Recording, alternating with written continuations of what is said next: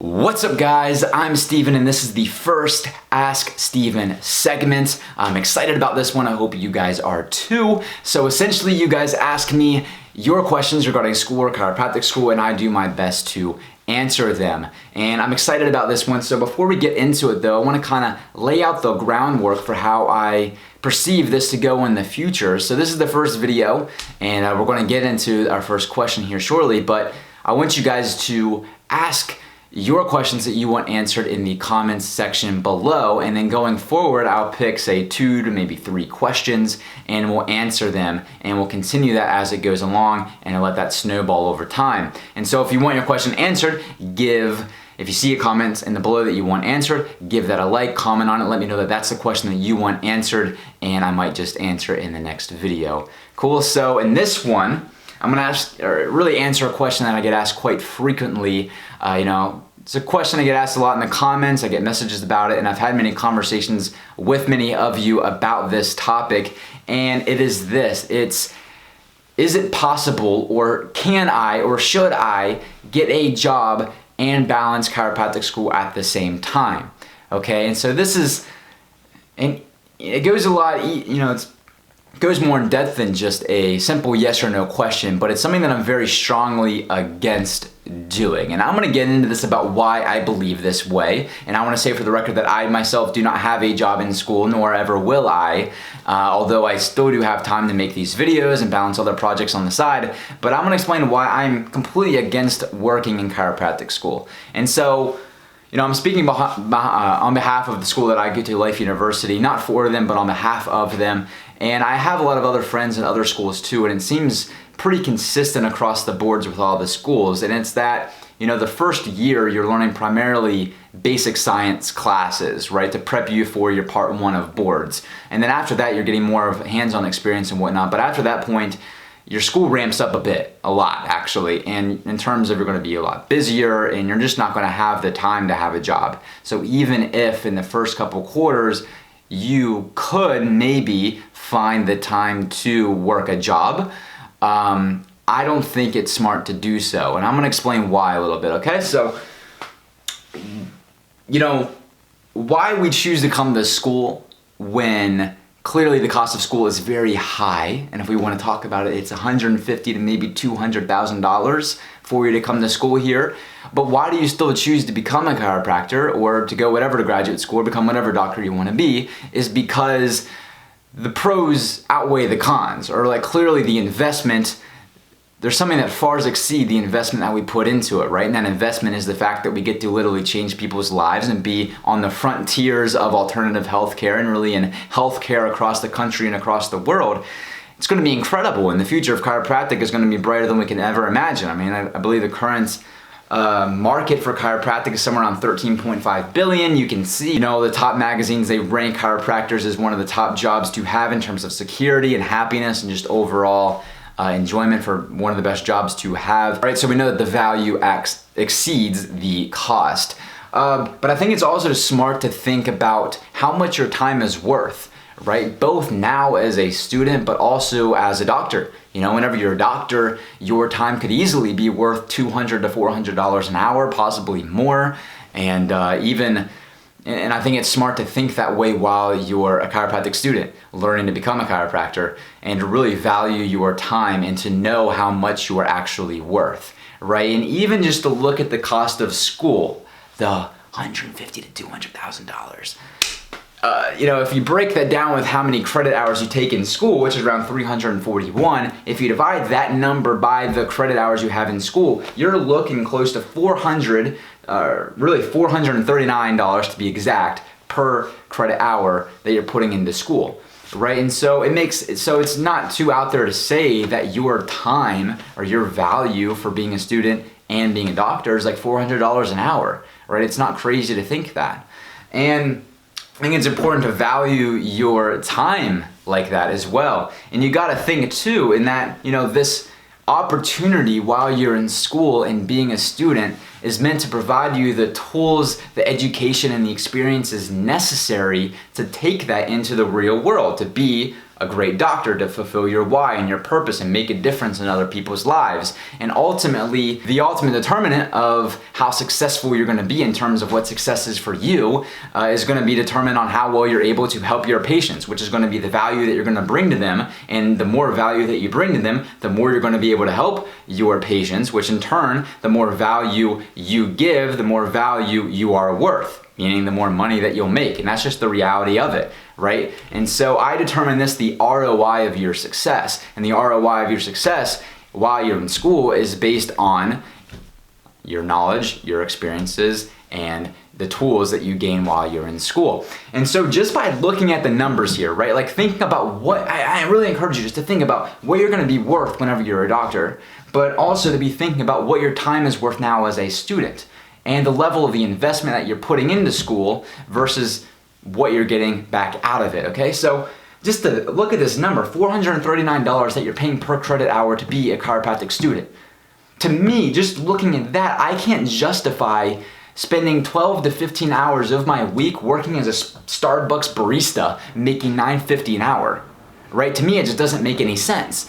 And what I think about more is that investment that you take, that 12 to 15 hours, again, if you can squeeze it in, like maybe you can get away with squeezing it in first quarter. You're also that's time you're taking away from studying.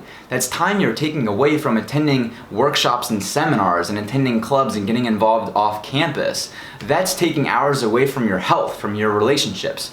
And you gotta think when your time, when every, block of time you have in your day is so valuable, and if you place that value on that, knowing that you're taking that away, you gotta think that a lot of your core values and the core things that's going to increase your ROI whenever you're outside of school are gonna start to dwindle and fade away, right? And I don't think it's too unreasonable to think because you're working off of campus, and I get that many of people, I got some people here that have families, or some people need money for living expenses and whatnot. And I completely understand that. We all need that to some degree, right? But to take that time, again, that minimum, say 12 to 15 hours a week working a job and taking that away from your school. Let's say because you did that, now you fail a class, right? Because you couldn't put the time into that classes you needed to do. Now you fail the class.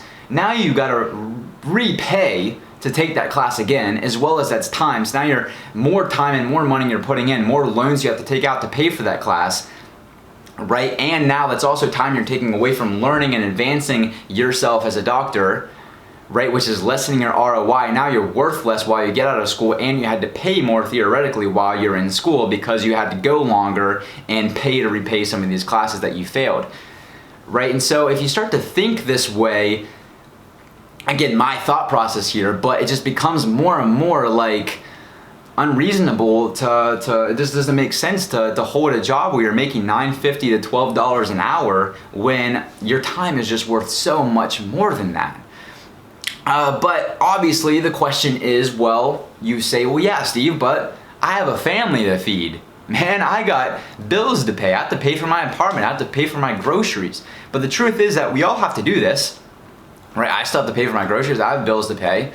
But I think there's another way around it than just thinking that a job is the only way to do it, right? So, and now I want to get into sort of what I recommend.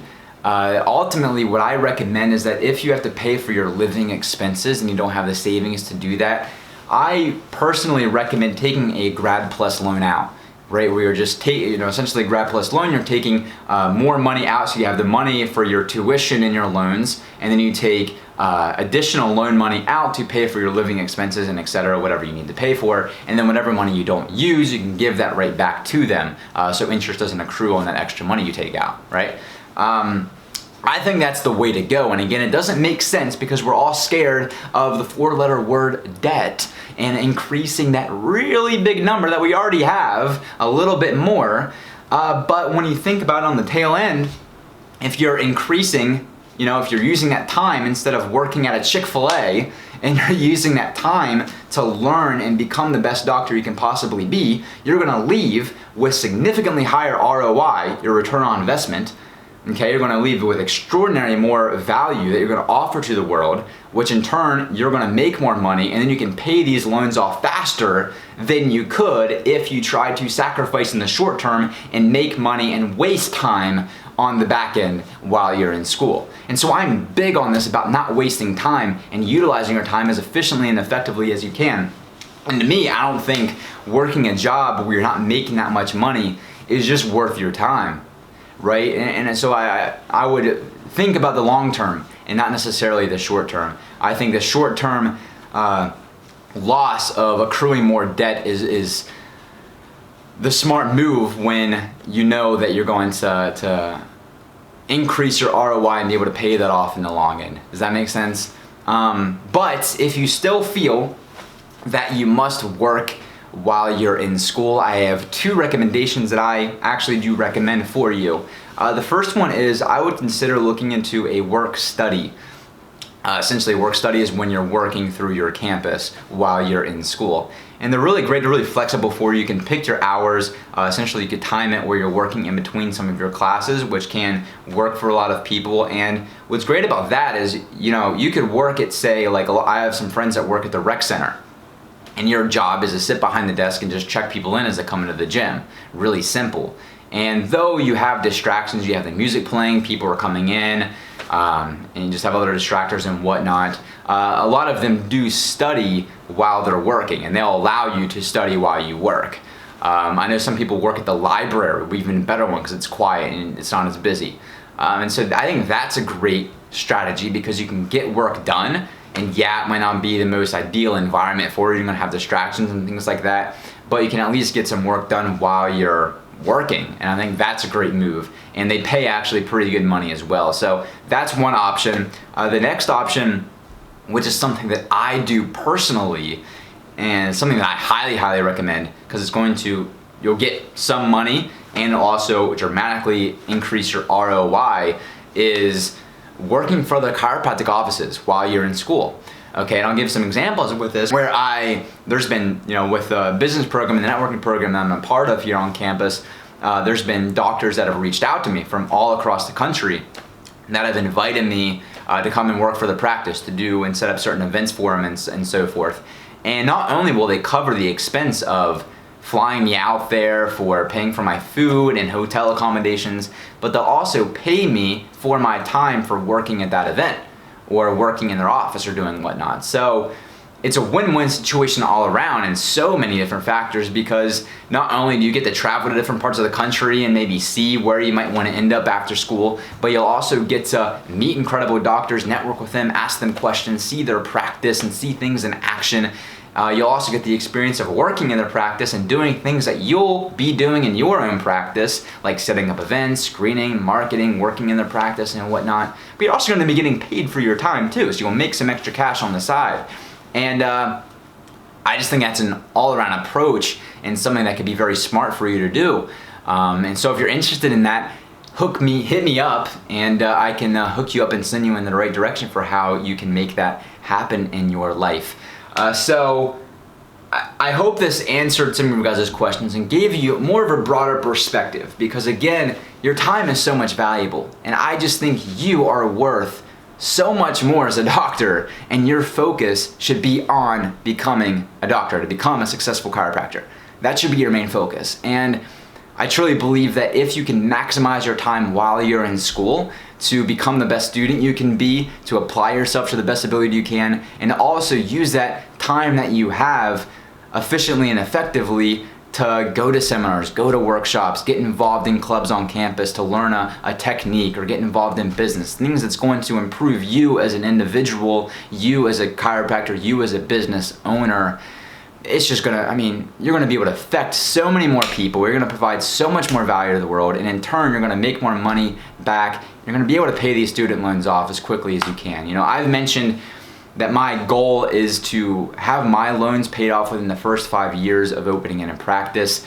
It's an ambitious goal, but it's certainly possible to do, and that's what I do. And I don't work while I'm in school, and I'm perfectly okay with taking out extra loans while I'm in school, because I understand that I'm building a vessel that's going to go out into the world, and know that the stronger that I feed my brain, that I feed my vessel, give myself those experiences, the more value I'm gonna be able to offer to the world, okay? So that's my opinion. That's why I am completely against working in chiropractic school. It's okay if you're working now, if you're an undergrad, go for it, you know, because I mean, the reality is you just have more time and more opportunities available for yourself, and you should maximize and take advantage of that and build up your savings account. I couldn't recommend that anymore. But while you're in chiropractic school, the game's on. So hope to help you with this one, guys. Put your questions down in the comments, and I will see you guys in the next one. Peace.